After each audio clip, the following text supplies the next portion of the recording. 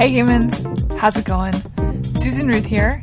Thanks for listening to another episode of Hey Human Podcast.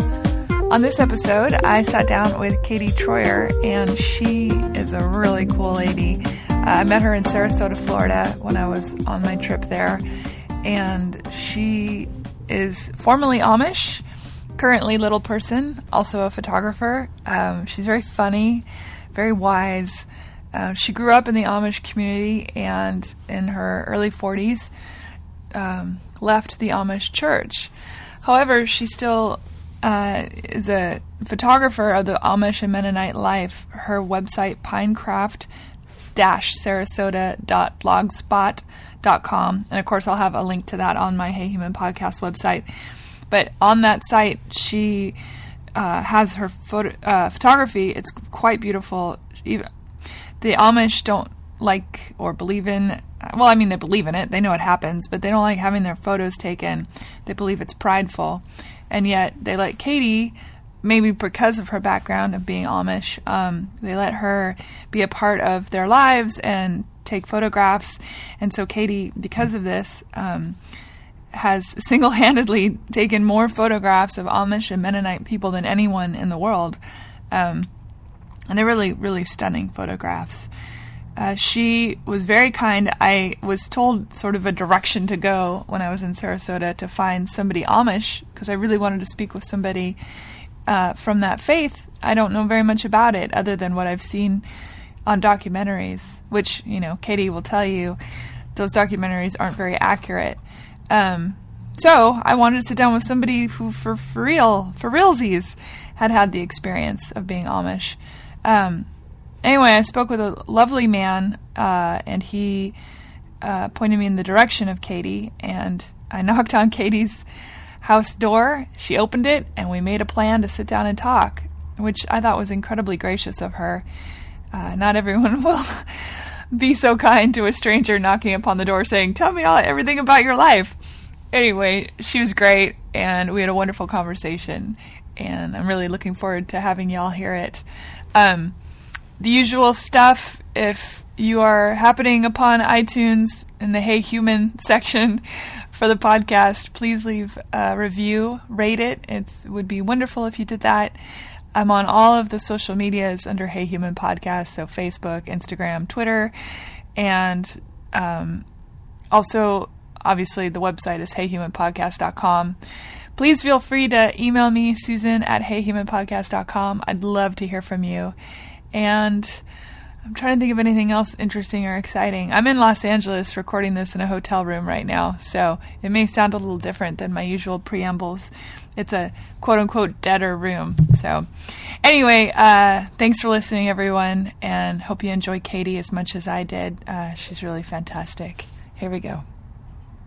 Hey guys, one last thing. I'm in a Starbucks right now, and I just remembered that I forgot to mention the first 15 minutes of this episode, Katie's air conditioner was blaring full blast, and it occurred to me to turn it off. So the beginning of the episode, you can hear the air conditioner. About 15 minutes in, it shuts off, and everything becomes a lot easier to hear. So bear with me on that. Okay, here we go. Hi, Katie Troyer. Hi. How are you? I'm just fine. Thanks for being on, Hey Human Podcast. I appreciate it. I was a stranger come to your door, then you were very kind to not only open the door, but agree to talk to me, so that's good. Says a lot. You probably never met a stranger or something. Well, not in the last 15 years. Yeah. No. Yeah. But usually if somebody wants to come and ask questions, I say yes, because, and especially since that those TV shows were out of Breaking Amish. Oh, yeah. And so much untruth. Oh, really? Oh, it was I'm going to scooch the mic a They little were here closer. in Sarasota, and they were trying to make us. And I watched the shows. Yeah.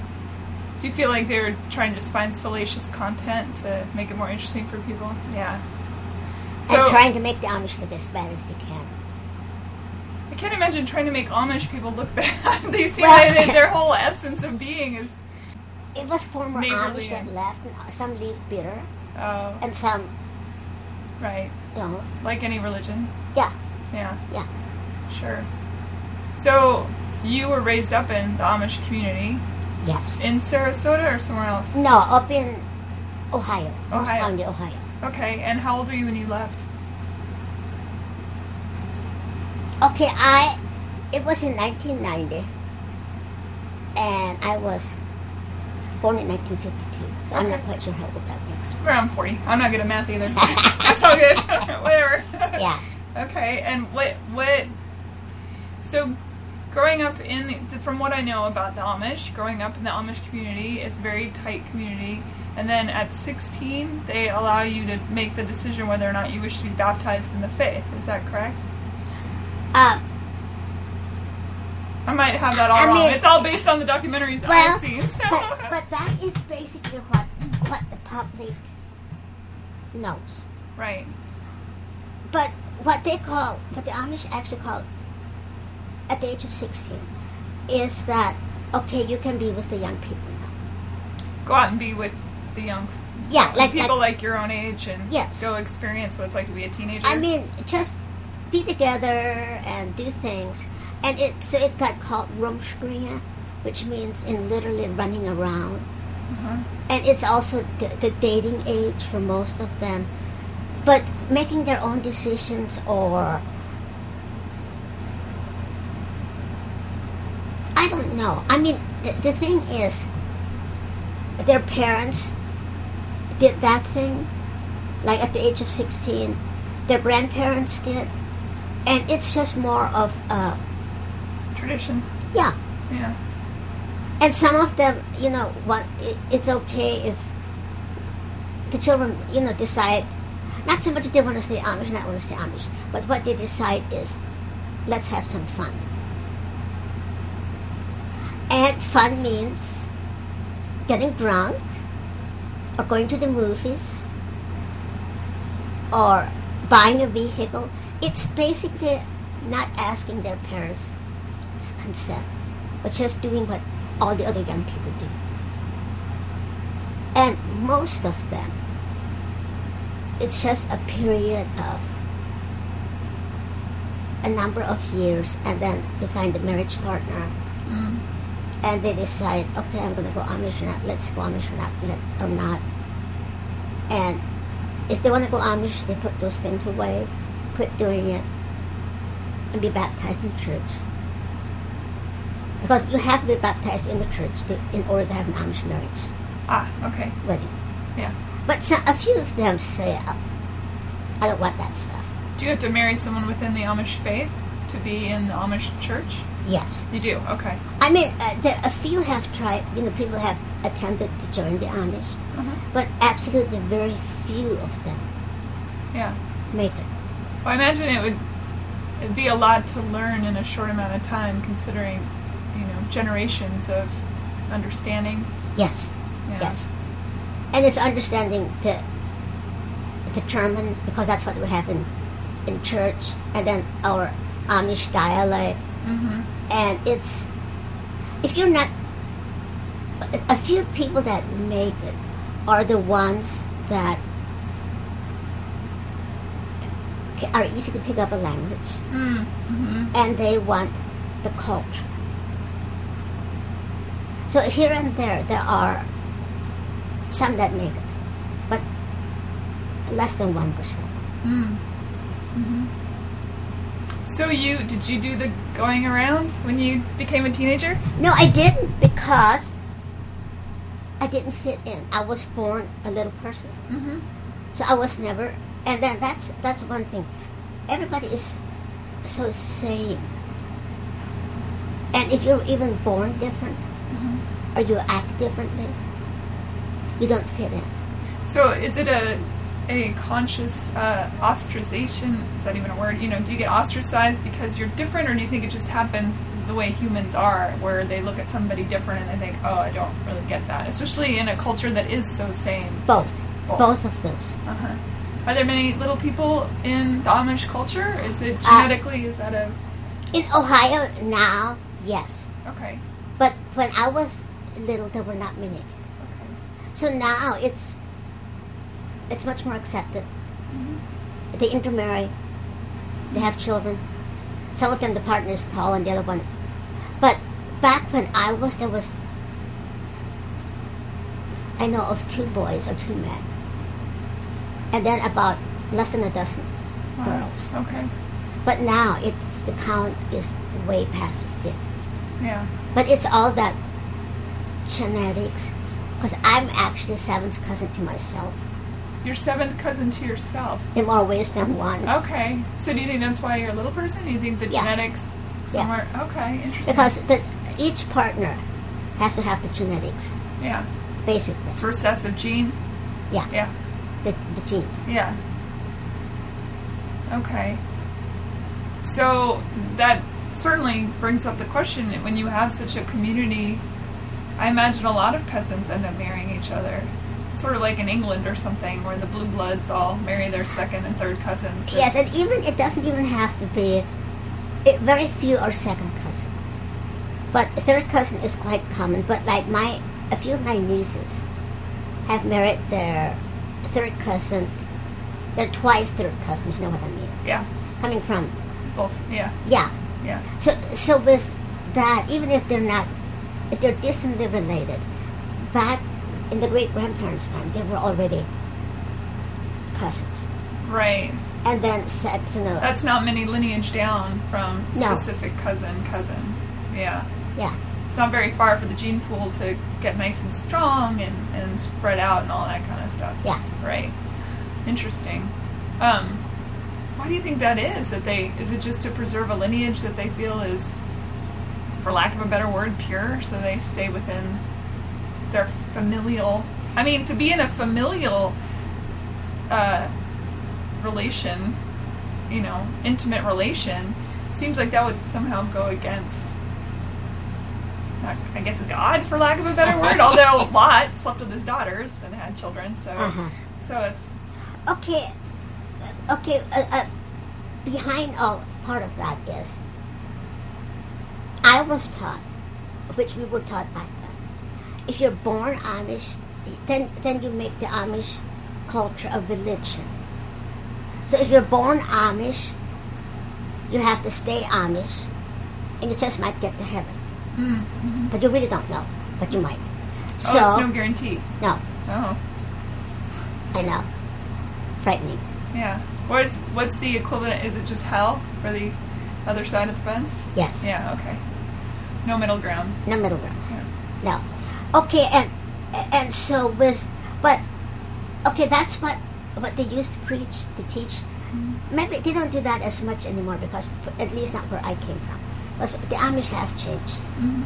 I mean, they now preach, most of them, true salvation.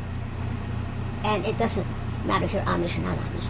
But still, that intermarriage, that marriage is highly valued. Because you are never expected to divorce and remarry. And with that Amish culture, everybody knows how to work hard, mm-hmm. how to make money, how to save money, how to do well without government funding and any of that stuff. Mm-hmm. And that, so most parents are just more comfortable if their children marry within the culture. Mm-hmm. And that's greatly encouraged. And to them, the gene pool, genetics, well, if there's a little person or a crippled, a deformed, it's all God's will. We'll just take it. Right. So they don't actually ostracize you, it just makes you feel different, and they don't have the same expectations, perhaps? I mean, were you expected to marry as a little person, or did they think, No, back then, it all depends in the neighborhood you're in. For me, I think it's more personal, because we were very poor Amish people. My dad didn't know how to work to be not like Amish do. How do you mean?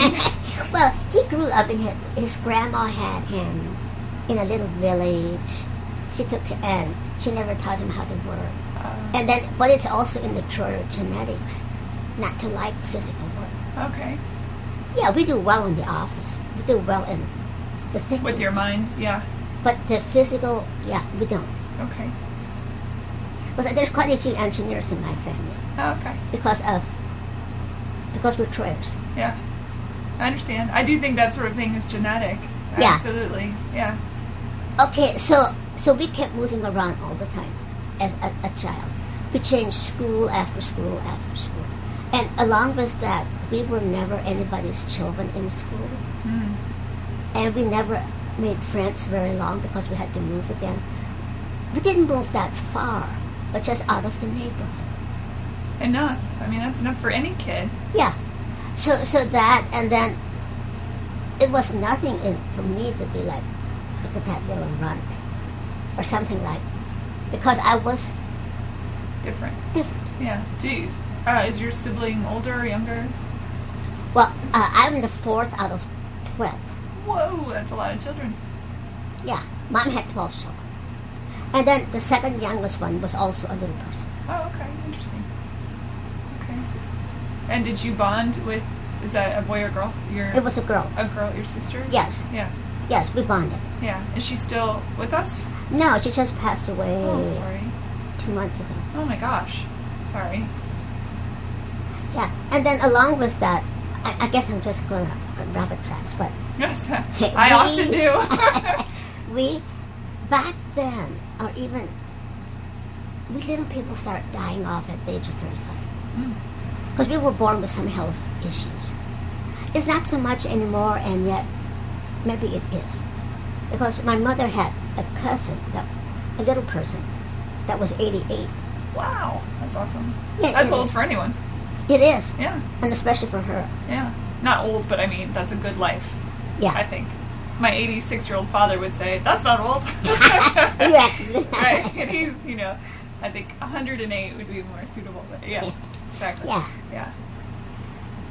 So tight-knit family with the 12 of you? With the 12 kids? Were the children all very close? Or, I mean, that's a big span, so I imagine the eldest children and the youngest children didn't really know each other as well. Well, that I found out years later, that the memories and the conceptions that we older ones had are nothing compared to what the young. I mean, there's two different Stories? yes, Yeah, and that's simply because of where we were born in the family. sure. And I never really found out much about the middle ones, because they were neither the older ones nor the younger ones. Do you stay in contact with them? Yes, Okay. yes, And your parents are both passed? they both passed. Yeah. Yeah. So, you grew up in this culture that already you were considered different, but you would be considered different to the outside world as well, the non-Amish, as a little person, right? So, when did it make a difference to be in such a tight-knit community, even though you were moving around a lot, to be different because you're already within a culture that is, I would say, more family-oriented and that's by perception. I don't know if it's right or Yeah, not. it is. Yeah. So, does that? Do you feel like okay. your upbringing maybe would have been completely different had you been raised in this outside world? I actually do, because what I discovered, and see, then with our close culture, with our Amish religion, everybody that was not Amish was out there and was in the world and was doing worldly things, and they were the bad people and we were the good people. Mm. Okay, so I always figured that compared to what I went through, I can't imagine what the world will do to me.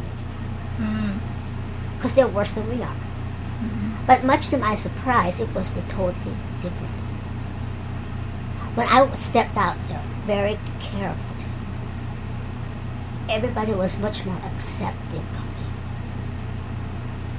Fascinating. It is. I mean, it was the total opposite than what I was taught and what I thought it would be. Do you think that what you were taught was a means to control you then? Yes. Yeah. Well, it's the means to control all Amish people. So at what point did you say to yourself, I'm going to stick this little... That fan is rather loud. I want to make sure that we have a good people. Oh, but actually. you can turn it. I can turn it off. Oh, okay. I'll do that. And open the door. I mean, if you get too hot, Okay. just turn. It's the air conditioner. This part? Yeah, turn it over to 0. Perfect. Do you want me to open the door? Yeah. It's a beautiful day. I never thought about turning that fan off. Oh, it's okay. I didn't want to ask because it's so nice and cool in here. But that might help to with the sound. Oh, now I've lost my question. So, oh yes, at what point did you say to yourself, geez, Katie, maybe these people don't know what they're talking about? I mean, you must have come to that at a relatively young age, and you just, our self-awareness starts to develop at a young age, and then you have on top of that this feeling of being different. So where did it all come to the culmination of this might not be the life for you? It was a very gradual process, because at the age of 24, I left the Ohio where I was born and raised, and I moved up to Ontario, Canada, because there was an Amish church up there, and also they had they were publishing magazines and books, and I moved up there because, see, at that point I was still, because Mom told me that if you're born Amish, you have to be Amish, and you might get to heaven. So I purposely said I'm going to be Amish all my life, but I wanted a more consistent Amish. What do you mean by that? Well, when you make your Amish rules, and in Ohio, you did them if you wanted to, and if you didn't want to, you didn't. But then you would go to confession, or make church confession, and so that were bad Amish and not the Amish. I was a good Amish person. You were good? Yes. Yeah. And so I went up there because when they made the rules, you didn't. You didn't ask questions. You just did it. But then it was also the job. I got a job up there, and that at least exposed me to more Amish people, to some different thinking. Mm-hmm. But that lasted for 13 years. In Ontario? Yeah. Mm-hmm. And I was also looking for the truth. With a capital T? Yes, with a capital T. Yeah. And it was, there was lots and lots of things that I learned up there that were very, very good for me, because I stepped out of my tight, constricted life. And I know that most of it happened in Ohio because Mom wanted to protect me.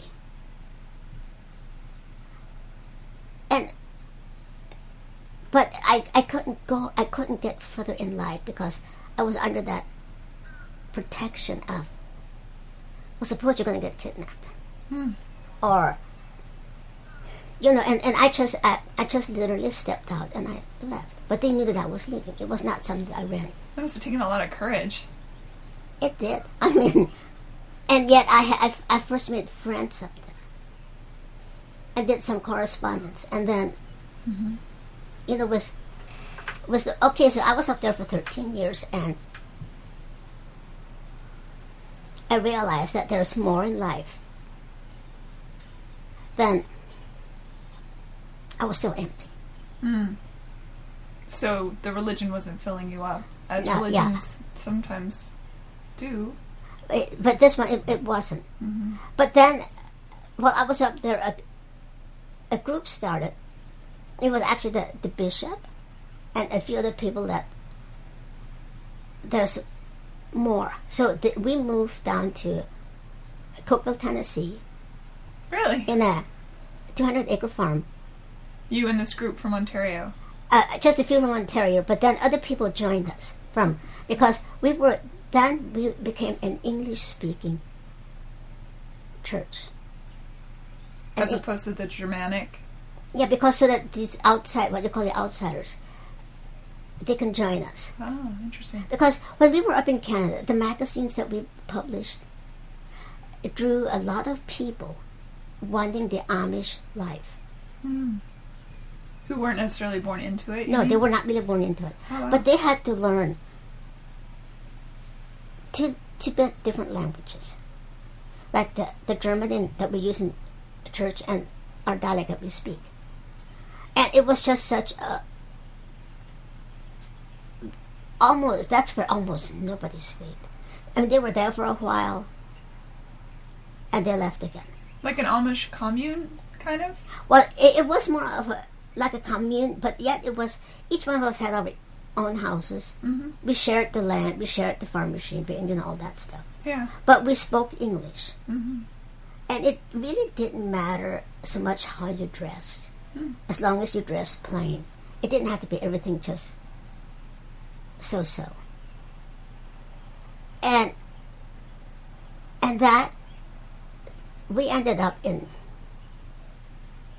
6 years' time, 5 different groups that people came that fast. And then, but in all of that, the leader who was the bishop, I went with them because he said, we're going to seek the truth, we're going to know it. It's going to be in the Bible. Well, that's what I was looking for. And it didn't turn out that way. 6 years later, they went back into a circle. So you were back where you started. Yeah. In your mentally, mind. In your mind. Yeah. And I left. Did other people find their truth on this journey, do you think? Some of them did. Yeah. And some of them actually did after the whole thing dispersed. Truth is a very individual thing, isn't it? Yes. Yeah. So how old were you at this point? 6 years gone by. Okay, I was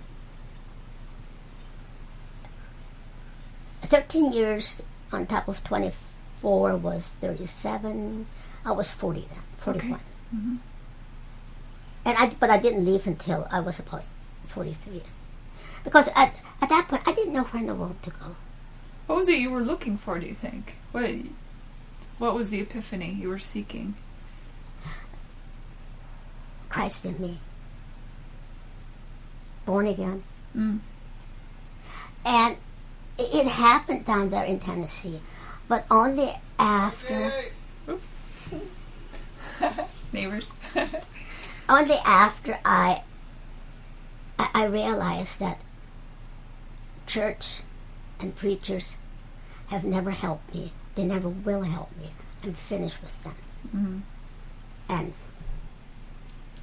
that whole mindset left. And then I didn't have any church. In my heart, I didn't have no church and no preacher. I had nothing.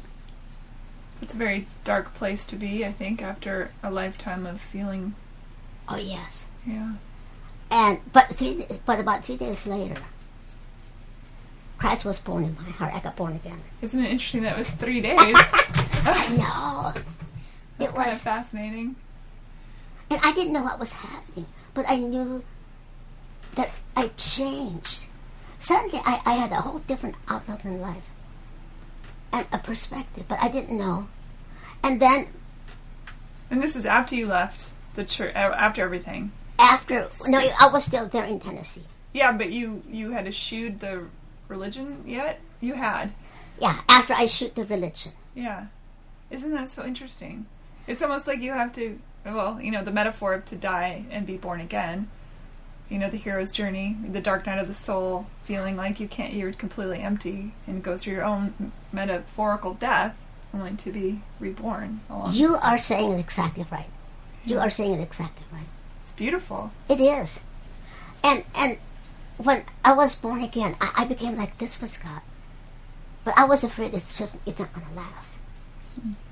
But it did. But then after that, a year or so later, I just left. And I went back up to Ohio. And I didn't know what to do. I didn't know where to go because I was finished with church. But I still thought you had to have church. But I didn't want it. It's a lot of indoctrination to shuck off, right? To remove out of half of your... And it took... But my cousin that lived in upstate New York, she and her husband had a family of 9 children. And she said, Katie, we've got a guest house in our backyard. Stay with us as long as you want to. So I went up there just for a place to be. Mm-hmm. And I stayed up there in that guest house for 6 years. Wow. And that's when I came down here to Florida. How did your parents feel about, were they still alive when you made that conscious decision to leave the church? They were. Well, the Amish church, they were. Well, actually, they were relieved because I am the 7th of 12 children to leave the Amish, the last one. Of all their children? Yeah. Wow. Six, half of them have already left. But I was the weird one. I was the different one. Because not only was I born different, I acted different. I went down to Tennessee and I know it could have easily turned into a cult, but I left before it did, and the leader died before it happened. So it didn't turn into a cult. But they were just relieved when I left there, but I fitted in less than ever in every place. And I still had to live, and I still had to be somewhere. But my parents were at least glad that I'm not down there in Tennessee anymore, because I had given my money, I'd given my everything. Although I got it back. At least without interest, but I got it. Yeah. And then when my cousin said, well, come here and stay with us. And they were like a group of Mennonites that had left the Amish. Mennonites are the stricter of the two religiously? Or less strict? Or just different? Different. Just different. Okay, they are stricter in their religion. Okay. But then they're more liberal in what they allow. They can drive? Yeah. They can drive, and they don't have to have the beard, right? Yeah. Okay. And which are the ones that wear the lace on top of their head? Is that... Those were the Mennonites that I was with. Okay. Because there's two different color lace, right? There's black and there's white, and then the Amish have the white bonnets and sometimes the black lace. Yeah. What do those all they're mean? starting to have the black lace, but the ones that wear the black lace and drive vehicles or so, those are the Mennonites. Okay. What does the white lace mean? For them, it's black or white is okay. Oh, okay. So it's just either way. Yeah. That's how they show their colors. That's their rainbow. And then, what are the white bonnets versus the lace? Okay, usually the white bonnets, and then it also depends on how the white bonnets are made. Oh. It determines if this is an Amish one. And, because there are lots of Mennonites that wear the white bonnets too. But they're made differently. Yes, they're made differently. I always find that so fascinating that at the end of the day, everyone's pointing toward the same place, and yet they find all these ways to be different from each other instead of unified, instead of saying, hey, your bonnet's cool, my bonnet's cool too, not your bonnet's different, my bonnet's different, so we're different. You know what I mean? Yes. It seems to miss the whole point. That's why I love the expression, the temple of God is within you, because all that extra stuff isn't the thing, you know. It's how you carry your heart through the world, you know. It's how that's the blessing to me. Exactly. You know? Well, and that's the way it is. Yes. Okay. So I was, and then after being up there in New York for 6 years, I spent one winter down in Honduras. Honduras? Being Wow. like You are a world traveler. Okay. a school teacher. Okay. I mean, just like there was a missionary family down there that taught all the children that they took care of, taught them English in their school vacation time, which happened to be wintertime down there. Mm-hmm. Now, are they teaching them Amish ways, like to try and get the Honduras? They're just teaching them in general. Yeah, well, they were. So not quite a missionary, but more like a mission of just. Yes. Yeah. Okay. Got Yes. it. Okay, and when I was down A there, humanistic mission instead of a maybe religious. there was some religion to it, but not okay. very strong. Okay. Mm-hmm. But and then I realized down there that, Katie, you don't have to be up north in the wintertime. Too cold. Yeah. Too much. And then the next winter, I came down here to Florida. I went up to New York again because that was considered my home then. Yeah. But then that was in '02. Was the first time I came down here in Florida. And So I've been in the winter. In the winter, and I came and left. No, but then in '08, after my dad passed away, I came down here to stay. And because I was tired of going back and forth, and this is, it was all of my wandering arounds. Excuse me. Yeah. Little players in my eye. There. With all of this wandering around. Okay, I lost my thought. You were talking about after your dad passed, and you were going to go back to New York, and you enjoyed the heat of the winter here.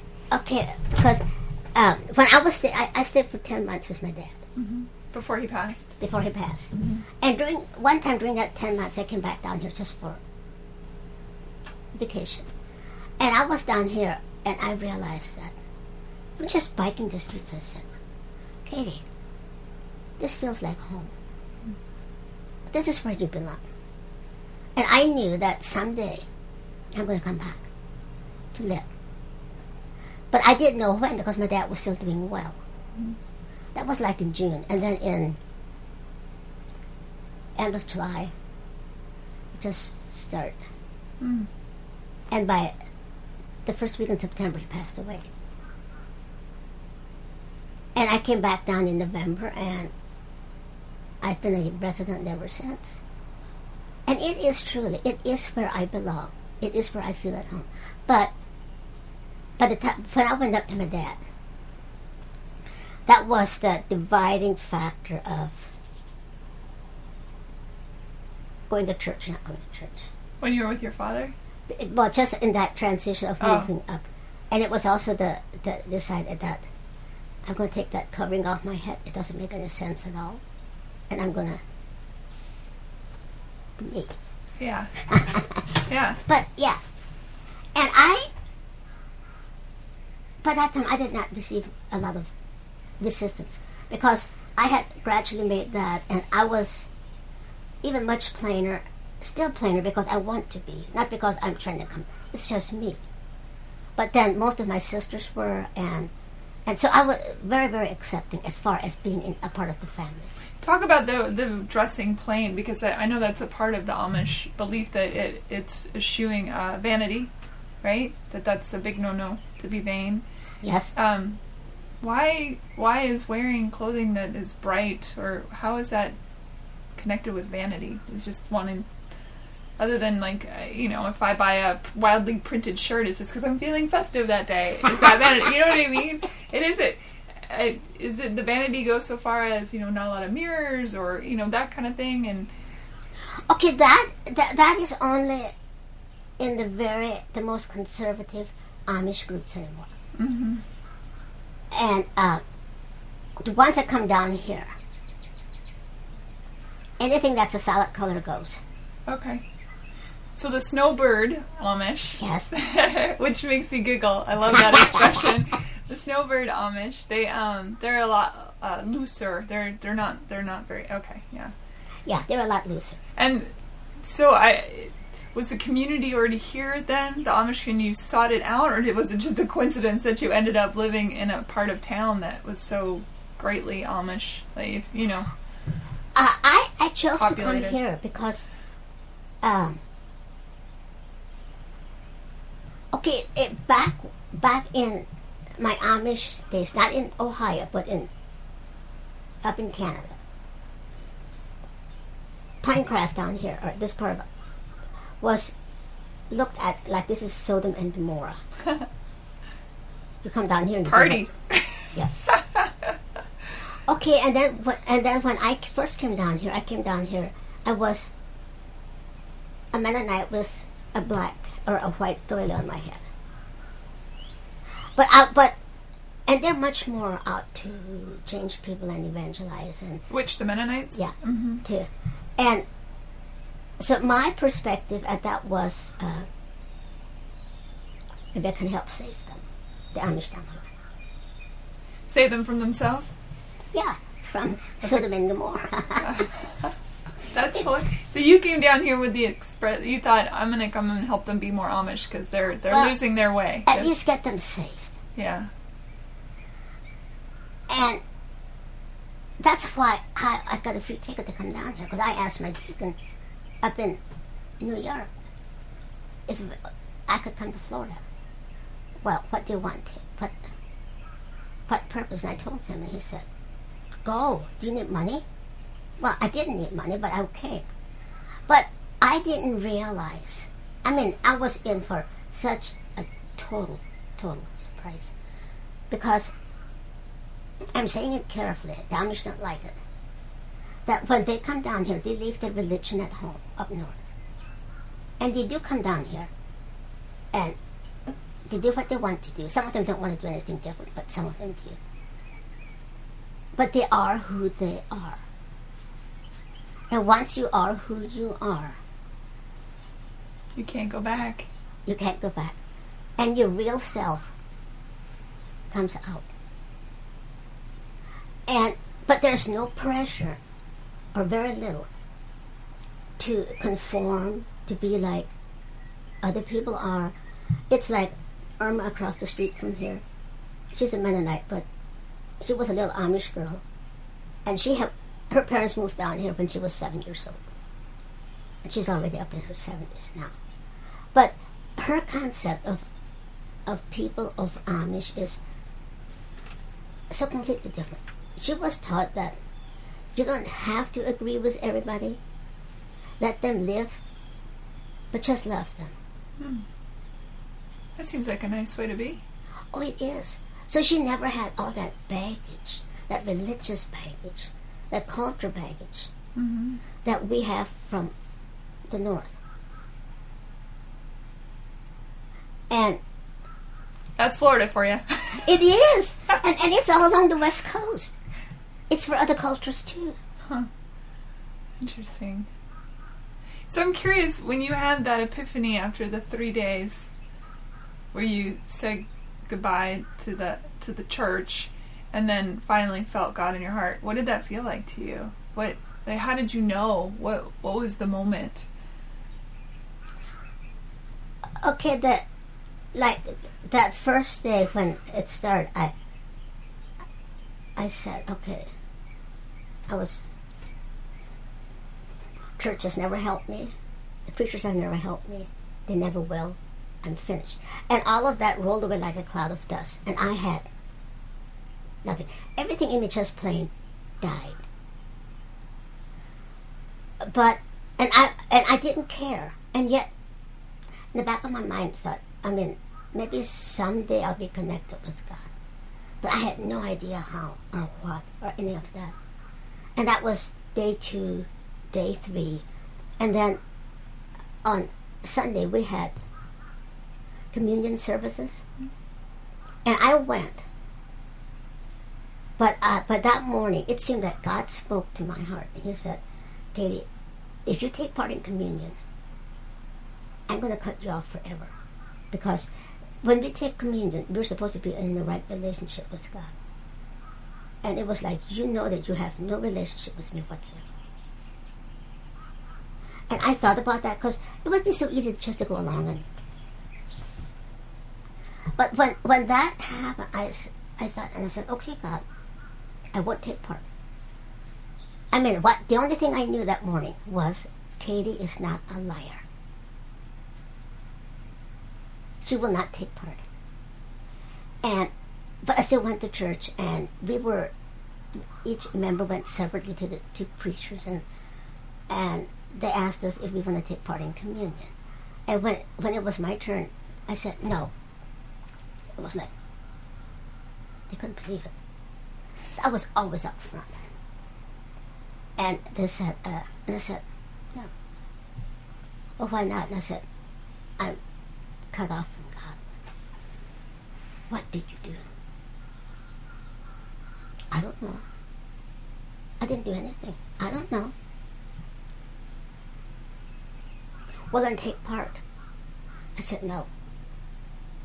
We went through that thing 3 times. There was another 3 times. And by that time I was crying. Because I was supposed to confess and why I'm cut off, and I didn't know why I'm cut off. And finally the bishop just said, okay, I guess you know better than we do. You don't have to take part. Okay, so I went back onto my seat, and I just started crying and crying and crying. And I was like, oh no, you can't cry here. And everybody was looking at me like, but I couldn't help myself. I was shaking and I was crying, and as soon as the service was over, I beelined for the door and I went home. And I looked in the mirror, and all I could see was red slits where my eyes were. And I cried some more.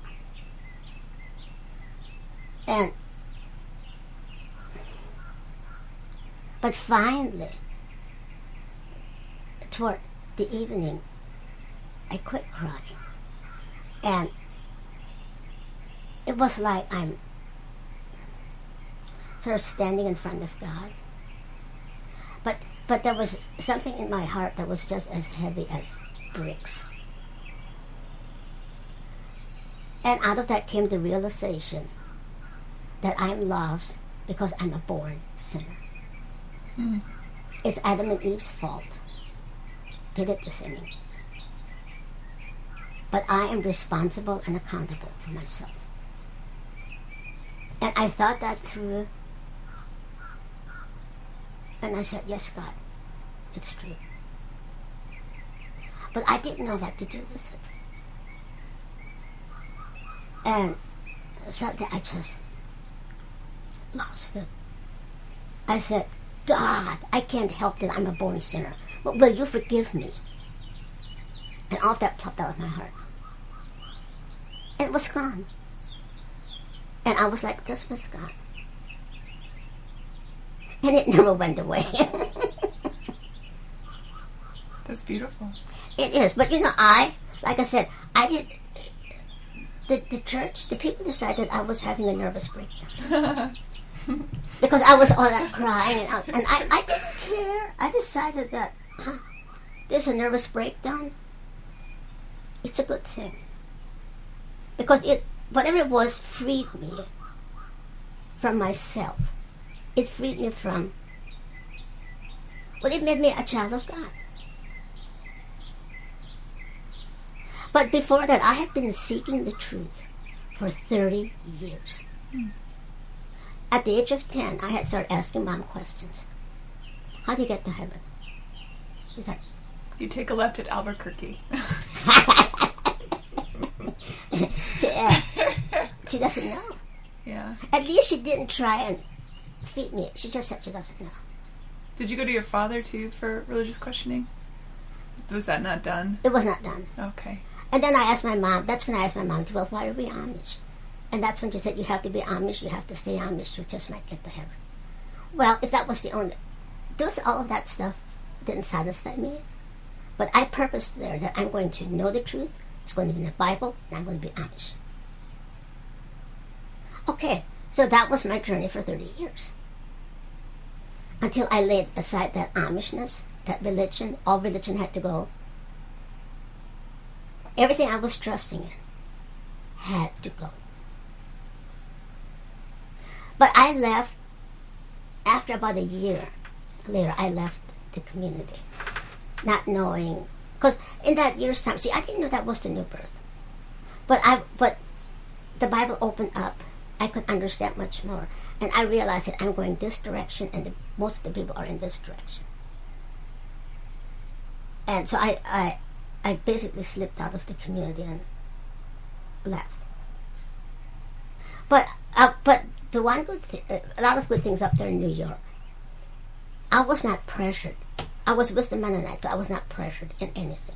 I was hungry, and they were preaching much more truth. And it was there that I realized that what happened back down there in Tennessee was not a nervous breakdown. It was the new birth. Okay, so at least and my life ever since that time has just been a steady, a growing. My life is like an onion. Mm-hmm. Layer after layer after layer comes off. What do you consider yourself now, if you were to put a word on it? Are you just Just Katie? Well, Katie, a child of God? When people ask me, I say I'm just me. Yeah. Because Do you go to church? No, I don't. Okay. Right. And, because it seems like the community knows you well. I ran into Joseph Miller? Jonas. I knew it was a J name. Jonas Miller was very kind to direct me to you. He seemed shy about talking to me, but he directed me to you. And he seemed fully in the regalia, so I assumed that he was Amish, with a capital A. So clearly you have friends in the community. They don't have a problem with you not being, quote unquote, one of the flock. No. And all of that took time too, and yet when I was coming down here, I said, Katie, shut up and listen. I mean, don't talk unless people ask you questions. Was that preservation, you think? It was. Yeah. And it was just like, and so it was a gradual, just a very, and I was on the back burner until about 2010. Back burner meaning in the shadows? Yes. Yeah, okay. Yes, in the shadow. Mm-hmm. And I was okay with it. Mm-hmm. I had my little camera strapped to my waist, and I was on the bike, and I would just sneak pictures, and almost nobody ever found it out. Taking pictures of Amish and Mennonites, yeah. Which, they're not big on photographs, right? Same idea that it's vanity? Yes. I mean, okay, but painting's okay. But that's the idea, but what changed that down here, one Amish guy, and see most of the Amish down here don't really think Amish. Mm. They're here, they're Amish because they want to be Amish, but you don't have to be Amish. Mm. And so there was one single guy that worked here at Yoder's restaurant, and he was, and the group there asked him to put out a little magazine. It was called the Pinecraft Pauper, and it had just some Pinecraft stories and stuff. And he asked me if he could use my photos. How did he know that people knew that you took pictures? Well, he was one of the few that did. Oh, okay. See, I connected with a few here and there, and it was like, your pictures are stunning. I saw some of them online. Thank They're you. really beautiful. But and I said yeah, because I decided I might as well come out of the woodwork. And so he got these little magazines. It was just lasted a year, every 2 weeks, and he had some boxes put out where you put the magazines in, and then a slot where you put in your money. Mm-hmm. And the people couldn't wait to see what pictures are in there, what stories are in there. Mm-hmm. And so by that time, everybody knew that. And they were delighted with it. Yeah. They were absolutely delighted with it. There's a few, none that ever was in the magazine. But not that there's about once a year, somebody tells me that, please don't take my picture. Mm. And I won't, if they personally come and ask me. Sure. But I said, I won't aim for you, but if you happen to be in a group, and they say that's okay. Yeah. Okay, so it's that way. But, so you've become a documentarian of this society here. Yes. By default. Exactly. And now, I mean, just this past year, the Historical Culture Archives, or whatever you call it, up in Tallahassee, what's my photos? Yeah. They said nobody has ever documented this area like you have. Nobody has ever done it. Mm. So that's one of my projects this summer. It's exciting. It is. Yeah. But now people expect me to take pictures. Does that take away from the magic of it a little bit when there's an anticipatory element instead of you sort of sneaking in and taking them when they're not looking? Well, I still wait to take them until they're not aware that I'm there. Yeah. Because that makes the best ones. I don't like people posing. Yeah. Especially not Amish, because they're just not natural. Yeah. Yeah. Do you feel like being smaller than the average height allows you to get these vantage points and maybe sneak some pictures that you might not have been able to get? Or do you think it makes you stand out more? Well, or both, maybe. I mean, I think both. Yeah. Because at first, when my pictures started going public, like on my blogger, and people start, just liking them, and I didn't know why, because they said, "Well, Katie, look at the position that you're taking those pictures. It's your perspective." Mm-hmm. And I said, "Oh, well, okay." Because I take everything from the bottom up. Yeah, it's very unique. And so do you have a website where all these are? I just did a Google search, and of course all these images came up, but do you have a specific... I have almost every day it's on Pinecraft Sarasota Blogspot. Okay, Pinecraft Sarasota Blogspot. Yeah. That's the title of it? .com or .org or something? Let me see. And I'll put a link on my website too. But... Okay, and then I am on Facebook too. Oh, you are? I've got lots of photos on there. What's your Facebook name? Katie Troyer. Okay, just your name. Troyer. Troyer. Yeah. Yeah. And actually, there used to be more on Facebook, but lately they're not, because the Blogspot goes much further. Sure. I mean, it's usually in about 8 or 10 countries. That's exciting. And I don't know, Facebook might be too. But there you have to ask to be a friend and all that. Yeah, that's true. And yeah. Huh. So, wow, what a journey. Did you ever marry? No. Is that by you just decided? Well, that's interesting. I had dated. Okay, there was one more other little young man, about 3 years younger than I. A little person? A little person. Okay. Mm-hmm. And one day he wrote me a letter and asked me for a date. And everybody thought that, of course you will, because you're both little.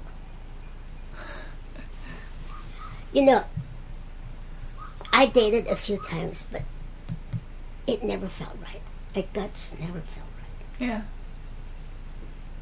And well, I know now that I was going one direction, but finally I decided that I don't want it.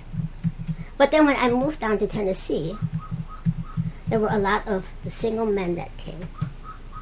Okay, here it is. Oh, okay. Pinecraft Sarasota. Let's see. So, Pinecraft Sarasota Blogspot.com. Yeah. Got it. Okay, cool.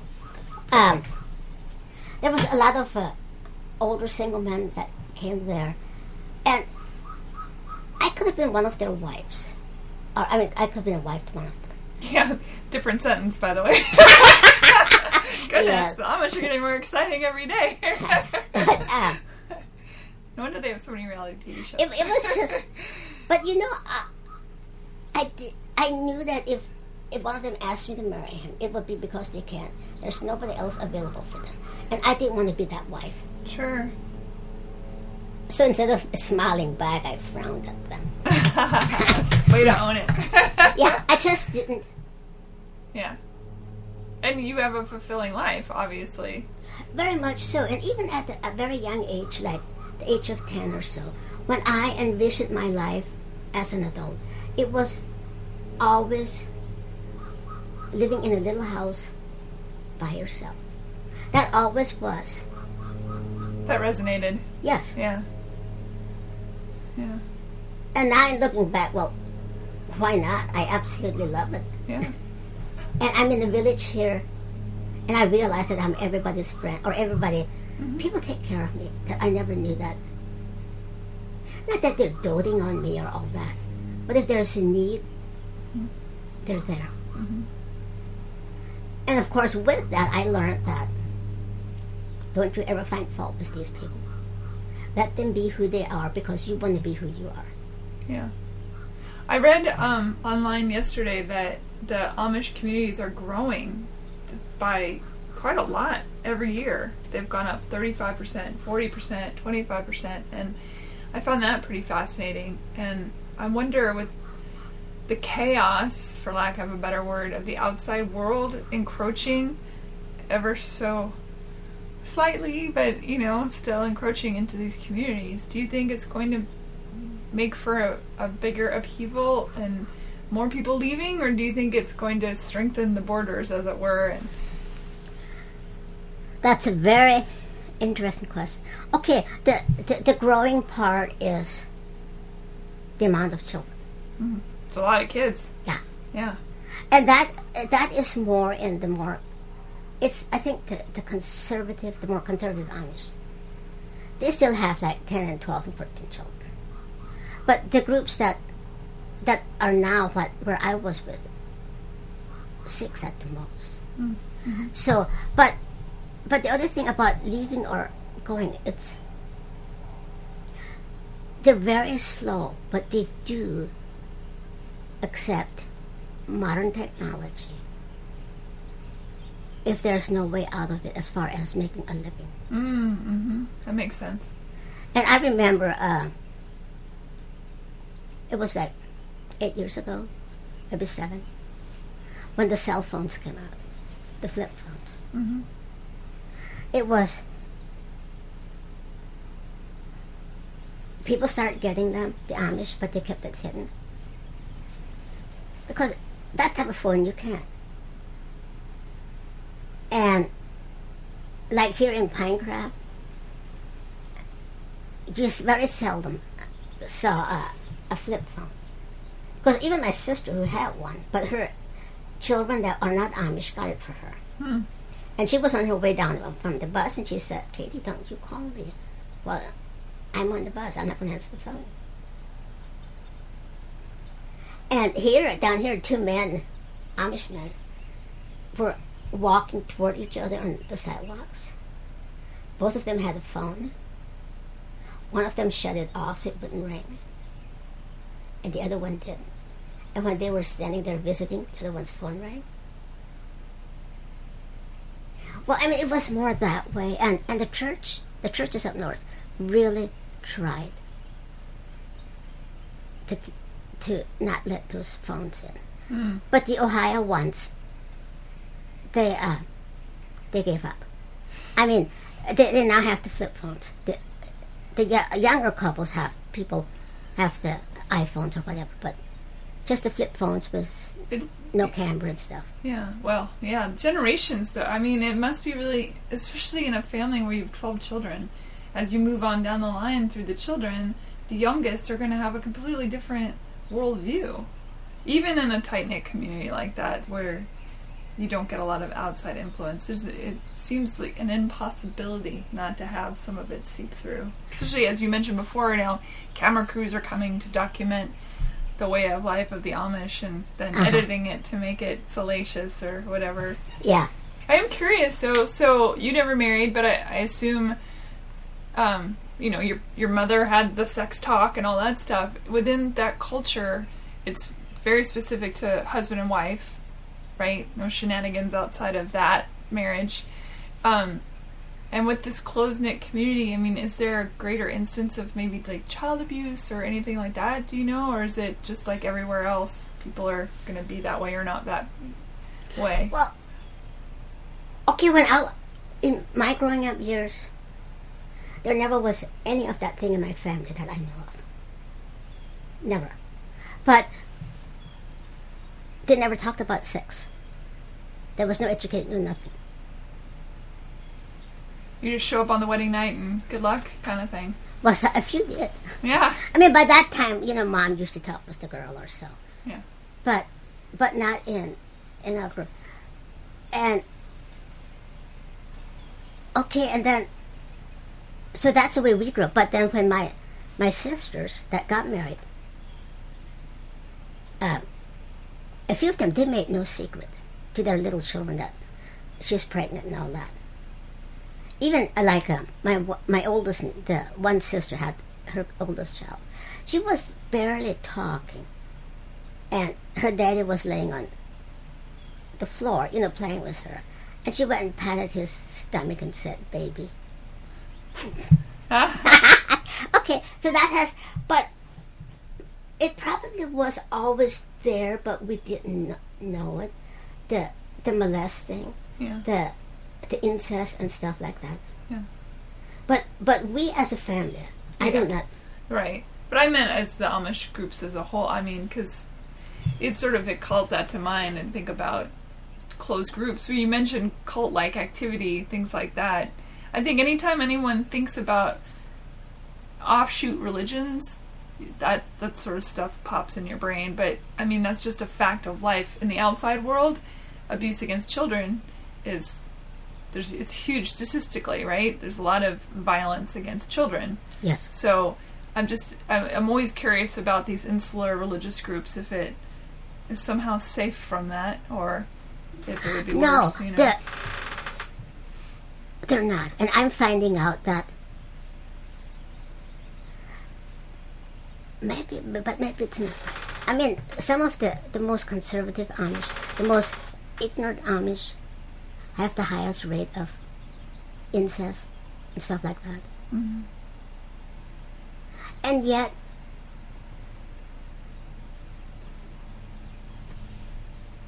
I can't say that because it's in the Mennonites too, and it's sure. I think it's in humankind. Yes. Yeah. But it's still those. You can almost depend on it if they insist on being the plainest of plain people, even if they don't have to be. They've got some of that. Mm-hmm. So, you were speaking of the ignorant people. I read also online, so I don't know if it's true or not, that education for the Amish stops in 8th grade-ish?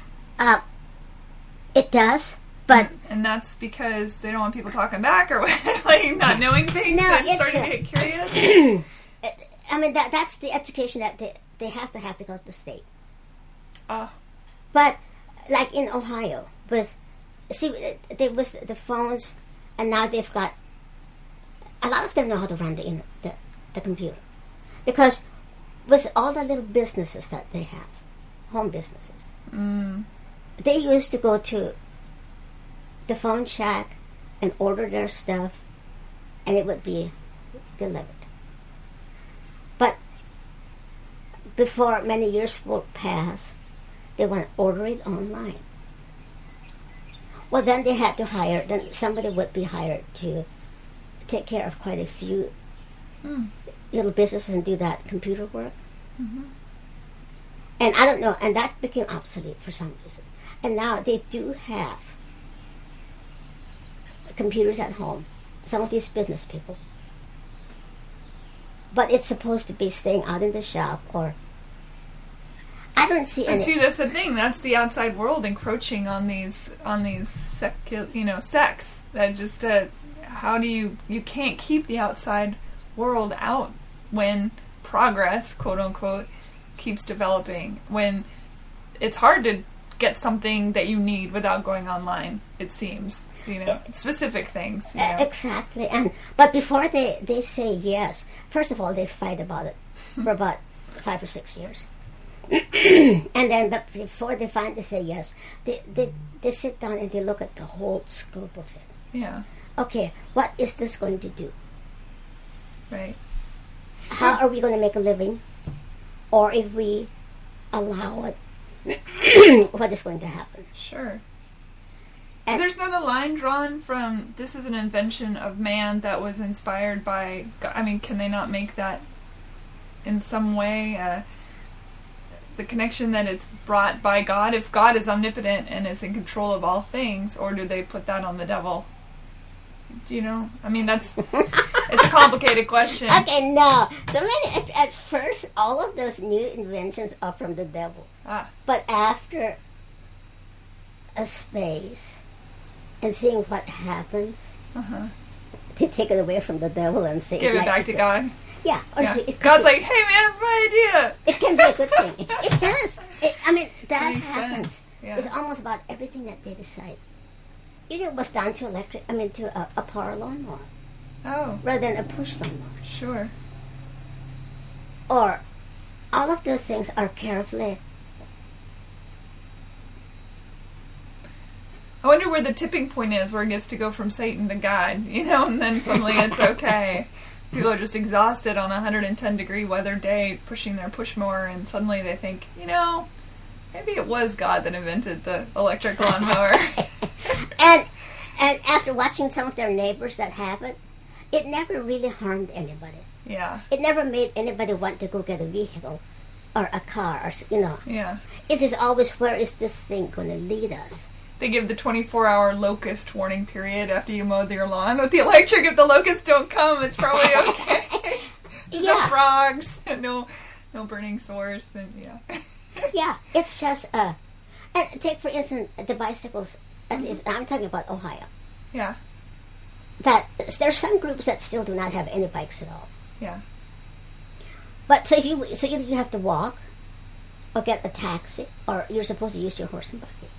Well, when people got off the farms, there are not many farms anymore. The women did not learn how to use horses.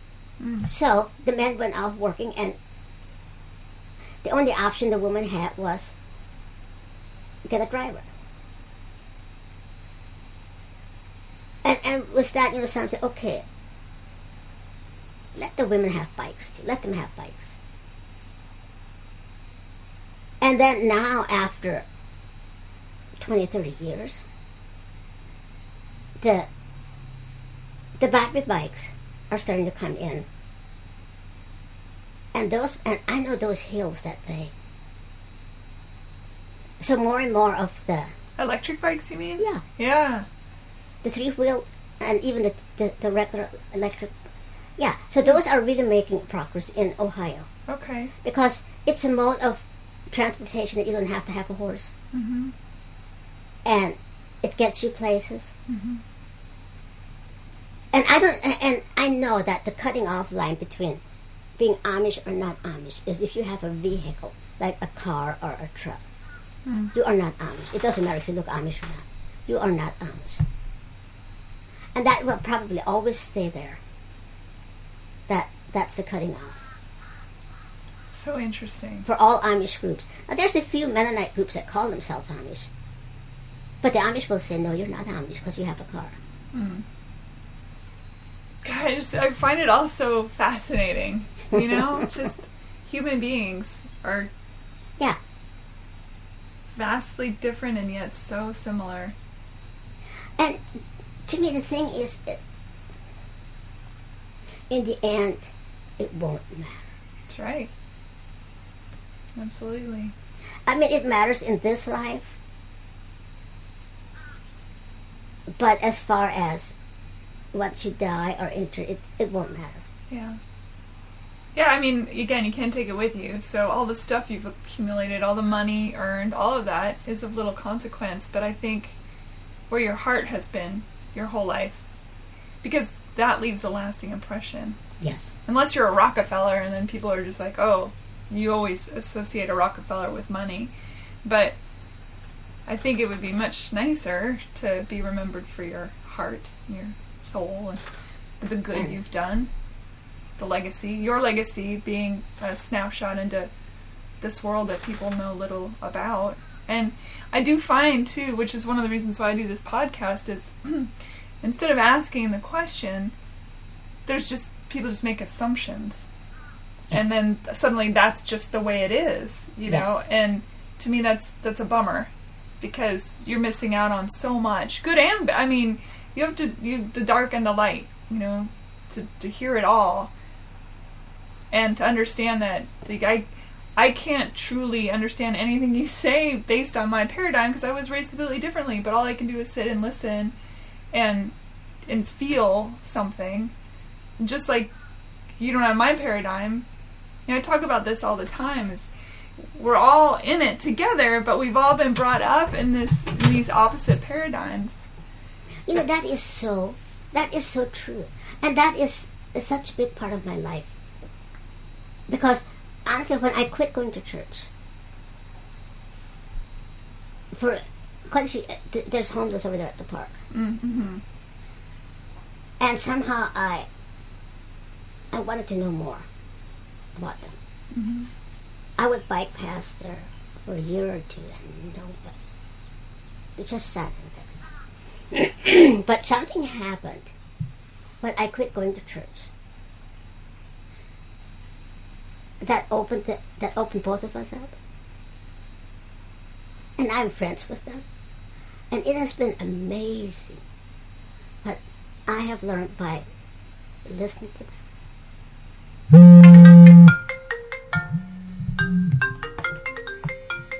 Do you need to take it? No, that's one of those scammers. Ah, of which there are many. Yeah, but and the first one that I really became friends with was way off. He said he doesn't belong to this planet. Ooh, that's so interesting. And he didn't have the first homeless person you spoke with said this? Yeah, okay. Uh-huh. And but you know, I thought that I'll share. But there's no way I could. Okay, I said, okay, Kitty, shut up and listen.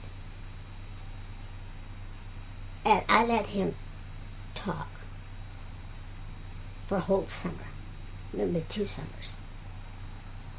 And we would meet because, I mean, I wanted to know, and he wanted just to have contact with somebody. Sure. But we were never in somewhere in a secluded place or anything. Yeah. When we met, it was out here on... You felt safe. On Bay Vista, on one of those scat bus seats or so. I was always on my bike, and he was... And it was out in the public. And of course that alarmed some people. But they at least could watch. But I learned so much just by listening to his... But then he started way back into his past and talked. And finally the day came when I said, hey, Jimmy, why don't you apply for disability? No, I can't do it. I said, try it. And I gave him some, contact. And he got disability. And he found an apartment. But... That gives me the shivers. That's great. Yes. I mean, just... And if you hadn't stopped and had a conversation and stayed in it... That's the thing. It's like, when do you decide to see another human being as part of yourself? We're all just mirroring back at each other. You're me, I'm you, we're the same. We have different upbringings. We are from different countries, different planets in the case of Jimmy. But all sometimes you need is someone to listen, to hear your story. Yes, and there are so few people that listened with their hearts. Yeah. Well, that's the only way I got out of my tight shell that I had wrapped around myself as a child. When I met up in Canada, those first years, suddenly I found myself just opening up. Why? And I was, what did you do, Katie? And why did you? And I realized that she took a personal interest in me. She listened with her heart. She wanted. She did not say yes. She did not criticize one way or the other way. She just simply listened. And that's what broke that shell. That made me an extrovert instead of an introvert. I'm still both. Mm-hmm. But, yes. And the value of that. Yeah. It's beautiful. Yes. Whew. We're all in this together. Yes, we are. I mean, truly, even I think I'm in pretty good touch with my shadow self, for, lack of another expression, and my light self. And I think once we realize that we are all things, we're able to open up to the world and come to it clean, come to it balanced. That is so true. And I don't have a single secret. I don't talk. I don't just offer a lot unless somebody asks me. Yeah, I'm glad I knocked on your door. I'm too. But there's nothing I have nothing in my life that I don't want other people to know. Your truth with a capital T. I know that's what I've been seeking. Yeah. And I found it. Yeah. And I think also by being a person in the world who is truth with a capital T, it allows other people to find that in themselves as well, to not be scared of that. The mirror, the reflection back. If you can do it, why can't I do it? You know, I never thought of it in that terms, but that's what's happening. That has happened and is happening. Yeah. By sitting and listening to Jimmy talk in a space of love and non-judgment, you freed him in a way. You broke open his shell the way your shell was broken open, you know? Yes. And changed the trajectory. I mean, he went from being homeless to now he has an apartment. That's amazing. Yes, yes. And then with him, that, I didn't know how fast words spreads among the homeless. Mm. But soon I became friends with more. And others have opened up too. Yeah. Not everybody. Do you take photographs of them? I do. I'm trying not to. But 2 weeks ago, the one that I became after Jimmy, very good friends with, just died. Oh, sorry. And he he was just as honest. But he just died and of cancer. But he had been an alcoholic since he was 8 years old. And there were times when he had quit. He had a good marriage. But she died, and then he went back into his drinking. Mm. And last summer, I'm going to show you some pictures of him. Okay. But being he just died, that I got some of the...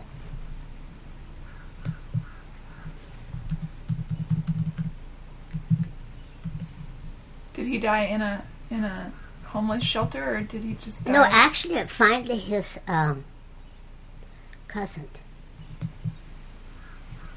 offered him a home. Oh, wow. Okay. And he died in the hospital Okay. here in Sarasota. Okay, this is Jimmy here. Oh, he looks like a kind man. He was, but one thing I learned is the intellect, the deep thinker. Yeah. That he is. And nobody, not even, the first time I actually saw him was, was the day I met Jimmy. And the cops came out. Huh.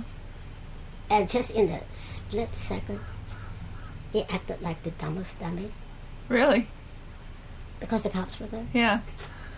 And his defense mechanism. Yeah. Interesting. And they searched him, and they even took him into jail. Oh. Because he accidentally hit Jimmy, not purposely, but still it looked like it. Okay, that's last summer. He was so sick. He would go on 5-day drinking sprees. Oh. And then he knew he would. Doctors keep telling him, you can't live in it because you have to quit drinking. So he would quit for about 2 weeks. Yeah. Alcoholism is a powerful disease. But when we connected, he was lying down on a picnic table. And I knew I was biking it, and I said, something doesn't look right there. And the way he was acting and all that. So I decided I'm going to bike very quietly past him, just to see if he's okay. And when I got there, he sat up, and he had wet himself. Hmm. And he was filthy, and he said, "Oh, Kitty, does anybody care anything about me? Does anybody care anything?" And he would just cry. Does anybody? No. Does nobody care? And I couldn't say, yes, we care, because I couldn't make that we statement. So I said, Jimmy, I care.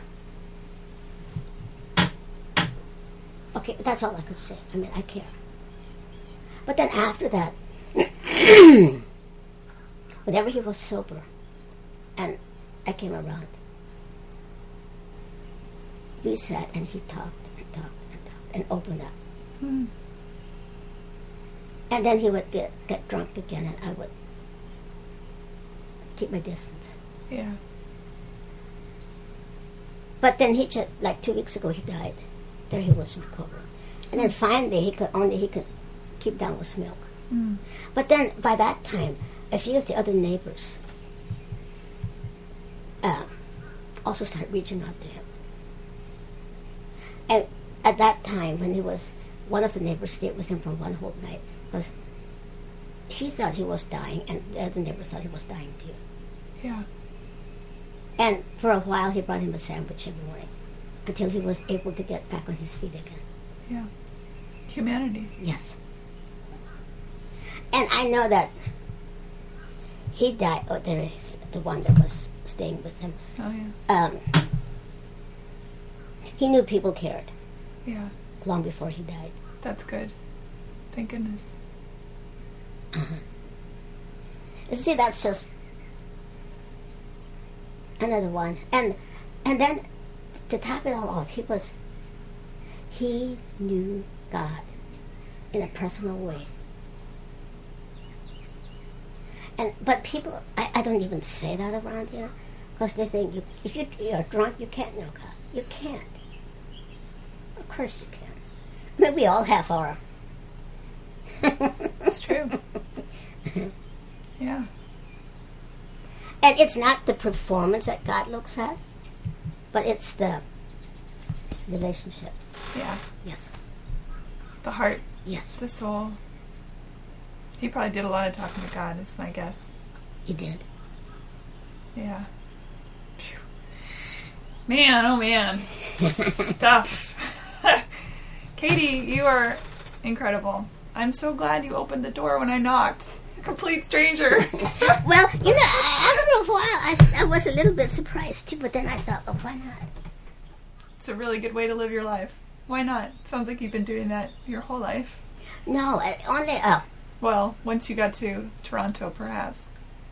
Ontario. Yes, Yeah. but even at that... But it was time... Wait, Toronto's in Ontario. Ontario. No. But... Don't mind me. No. I'm a songwriter. But I am, yeah.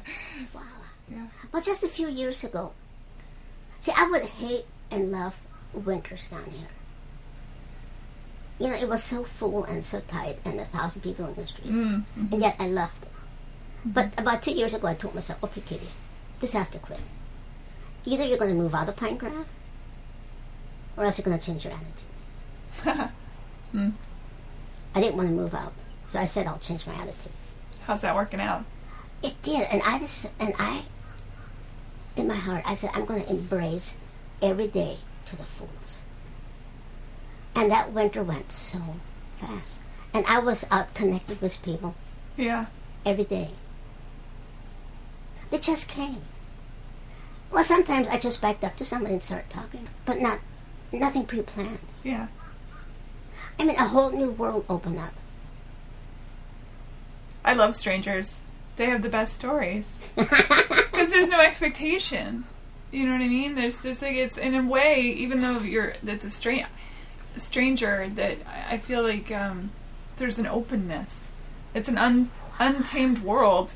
Whereas when you know somebody well, there's all these expectations on them, or that you put on yourself in order to communicate with them. The walls start going up or whatnot because there's stuff invested, and you don't have that with a stranger. You can just say, "Hey, nice to meet you. What's your story?"